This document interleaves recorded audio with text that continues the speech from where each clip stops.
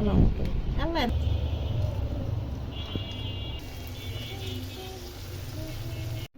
Hello everyone, আসসালামু আলাইকুম। আজকে কিন্তু আমার দাদি এসেছিল, মানে গতকাল রাত্রেই এসেছে। এখন সকাল সকাল দাদির জন্য নাস্তা বানালাম, কেননা আমি তো নাস্তা একা একা বানায় খাই না, আর তাছাড়া রোদেলাও অনেক পছন্দ করে না। এই জন্য দাদির জন্য বানাইছি এবং আমিও একটা পরোটা মচমচে করে ডিম ভাজা খেয়ে নিচ্ছি। তো রোদেলাকে নিয়ে আসছি, এই যে রোদেলা কিন্তু নাস্তা খাবে না, ওকে আমি বলছি নাস্তা খাও, বলছে না আমি খাবো না। ওর প্রতিদিনের রুটিন হচ্ছে সুপি নুডলস, তো এটাই খাবে ও, এটাই ওর কাছে বেস্ট এবং মজা লাগে। আমি জানি না প্রতিদিন একটা খাবার খেতে কার কার ভালো লাগে, কিন্তু আমার মেয়ের নাকি ভালো লাগে। তো স্কুল থেকে আসার সময় আমি মাছ নিয়ে এসেছিলাম, ট্যাংরা মাছ, আর দাদি কিন্তু সকালে চলে গিয়েছে, রাতে এসেছিল, তো নাস্তা করে তারপর চলে গিয়েছিল। তারপর আমি অনেক দিন যাবৎ মাছ খাচ্ছি না, আর ওর বাবা তো একদমই মাছ পছন্দ করে না, যার জন্য আমিও খেতে পারি না। তারপর ট্যাংরা মাছগুলো, টাটকা ট্যাংরা মাছগুলো আমি ভাজা ছাড়া এমনি টমেটো, হালকা পেঁয়াজ আর আলু দিয়ে ভালো মতো কষিয়ে রান্না করতেছি। তো আমি কিন্তু ভাজি নাই মাছগুলো, আর খেতে কিন্তু ভালোই লাগছে। সব সময় আমি ভাজা খাই, কিন্তু ভাবতেছি যে আজকে একটু কাঁচা মাছ কষিয়ে রান্না করলে কেমন লাগবে। তো খুবই খুবই ভালো লেগেছে। তো রান্নাটা করতেছি, আর দাদির কথা মনে পড়তেছে। দাদি যদি থাকতো তাহলে চীনা হাঁস ছিল, তার জন্য রান্না করতাম, কিন্তু চলে গেছে, এর জন্য আর রান্না করলাম না। আর হচ্ছে টমেটো, এটা ফ্রিজের ছিল, তো ফ্রিজের টমেটো দিয়ে দিলাম, আর পানি টানি দিয়ে একদম কষিয়ে রান্নাটা করে নিচ্ছি সম্পূর্ণ। আর ওদেলাও গোসল করে আসছে, তো একসাথেই ভাত খাবো আমরা।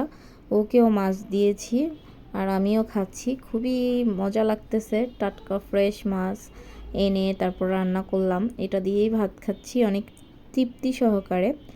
ভাত টাত খেয়ে তারপর মায়ের বাসায় আমার প্রতিদিনকার মতো রুটিন। আর আমি কিন্তু আজকে কলার পিঠা বানিয়েছিলাম, সেটা আম্মুর জন্য নিয়ে এসেছি, এই তো। আর রাজশাহীর আম, তারপর পাউরুটি আজকের বিকালের নাস্তা।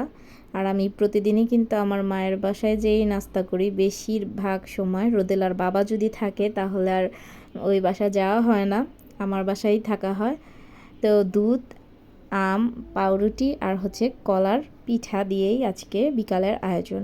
এর মধ্যে দেখতেছি যে আমার ছোট নানি, আমার নানির বোন, সে হচ্ছে তাদের গাছের কাঁঠাল দিয়ে পাঠাইছে আমাদের জন্য। মানে আমার মাকে আর আমাকে একটা দিছে, তো আমরা দুজনে মিলে খাবো। আর যেহেতু রোদেলা কাঁঠাল খায় না এবং আমার ভাইও খায় না, আর আমার হাজব্যান্ড তো একদমই পছন্দ করে না, এই জন্য আমাদের দুজনের জন্য কাঁঠাল অনেক বেশি। তো কাঁঠালটা কিন্তু গাছ পাকা আর কি, গাছেই পেকেছিল, এই জন্য বেশি পেকে গেছে একটু। আর একটু আগে যদি নামানো হইতো তাহলে কিন্তু এত পাকা হইতো না। আর অনেক মিষ্টি এবং গ্রান, মানে গ্রানটা অনেক চড়া, ভালো লাগছে খুবই। আর এইটাই হচ্ছে আমাদের প্রথম কাঁঠাল খাওয়া, খুবই ভালো লাগছে। তো কিছুটা খেয়েছি, তারপর হচ্ছে বাকিটা আমি বক্সে করে বাসায় নিয়ে যাব। বলছি যে মা পিঠা বানাবো, কাঁঠালের পিঠা, তোমাকে খাওয়াবো, কিন্তু আমার মা বলতেছে না আমি খাই না, আমার বাসায় নিয়ে আসবা না, আমি কাঁঠালের পিঠা একদমই পছন্দ করি না। হ্যাঁ, আম্মু এরকম কথা বলতেছে। বলার পরে যাই হোক, আমি কাঁঠালগুলো কয়েকটা খেয়েছি, আম্মুও খাচ্ছে। খাওয়ার পরে আমি বাসায় নিয়ে গিয়েছি, বিচিটা ফেলে ফেলে কাঁঠালটুকু শুধু নিয়ে গিয়েছি। তারপরে ব্লেন্ডারে চাল ব্লেন্ড করে আমি পিঠাগুলো দেখো বানাচ্ছি একদম মেখে। আটা দিয়েছিলাম, আটা, চালের আটা আর হচ্ছে এমনি আটা, ওগুলো মেখে চিনি দিয়ে তারপর ফুলকো ফুলকো করে পিঠা বানিয়ে নিয়ে এলাম। তারপর মায়ের জন্য ভাবতেছি নিয়ে যে একবার ট্রাই করাই যে কেমন হয়েছে। আমার মা তো খেয়ে একদম অবাক হয়েছে যে এত মজা হয়েছে, অনেক মজা হয়েছে। আর এটা কিন্তু আমার মায়ের গাছের পেয়ারা। আসসালামু আলাইকুম।